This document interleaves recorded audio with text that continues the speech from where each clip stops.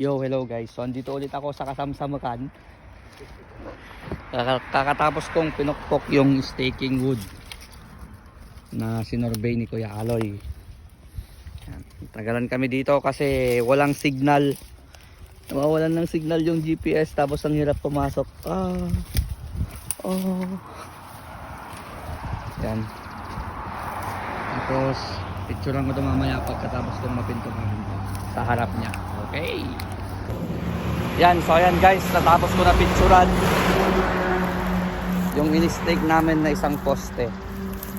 Punta na ulit ako sa kabila. Yan, kung nakikita niyo yung bag ko dyan sa likod, yun namin lalagay yung kahoy na pinapang staking namin. Yan. Shout out kay Kuya Aloy, nakasama ko dito sa field. Woo! Yun siya guys, oh. Nagpuputol ulit siya ng mga maliliit na kahoy para makapasok sa loob. Ayan.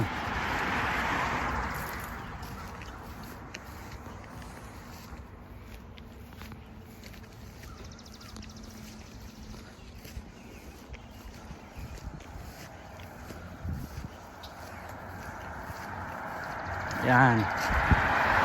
Makapasok siya sa loob guys. Nakakapag-video lang tayo pag naglalakad. Whew. Go kuya. Nasamik ko na. Nasamik. Marami pa tayong pagdadaanan kuya. Ayun nga guys, medyo patapos na kami dito sa open field. Punta na kami sa Kabakiran na naman. Yeah.